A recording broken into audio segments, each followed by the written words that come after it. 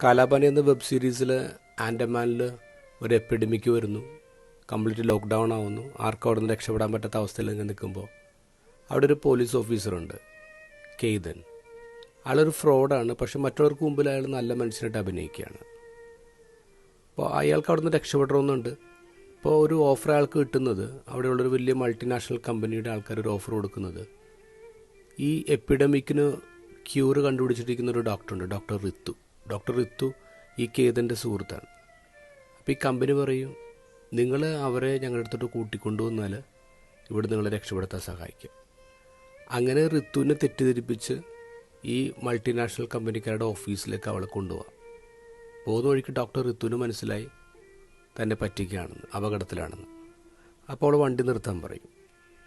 ആ സമയത്ത് കേതൻ പറയും, സോറി റിത്തു, നീ ഇവിടെ നിന്ന് പോയി കഴിഞ്ഞാൽ ഇവിടെ നിന്ന് രക്ഷപ്പെടാനുള്ള എൻ്റെ എല്ലാ വഴിയും അടഞ്ഞു പോകും.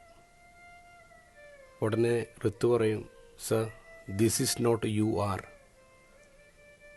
ഉടനെ കേതൻ പറയും, this is exactly what I am. നിന്നെ ഞാൻ കാണിച്ച കേതനുണ്ടല്ലോ, അത് ഞാനല്ല. ഇപ്പോൾ റിത്തു പറയുന്നുണ്ട്, സർ, ഇന്നെങ്കിലും ഞാൻ കണ്ട കേതൻ നിങ്ങളായില്ലെങ്കിൽ ആയിരങ്ങൾ കൊല്ലപ്പെടും, പ്ലീസ്. ഇന്നത്തെ ഗോസ്പലിൽ നമ്മൾ കണ്ടുമുട്ടുന്ന പള്ളിയിലെ പിശാച് അത് വേറെ ആരല്ല, അത് നമ്മൾ ഓരോരുത്തരുമാണ്. നമ്മൾ പലപ്പോഴും ഒറ്റയ്ക്കല്ല, ഒന്നിൽ കൂടുതൽ ആളുകൾ നമ്മുടെ ഉള്ളിലുണ്ട്. മറ്റുള്ളവരെ നമ്മൾ കാണിച്ചുകൊണ്ടിരിക്കുന്ന ഡ്യൂപ്ലിക്കേറ്റിനെ നമ്മൾ പുറത്തു കൊണ്ടുവരണം.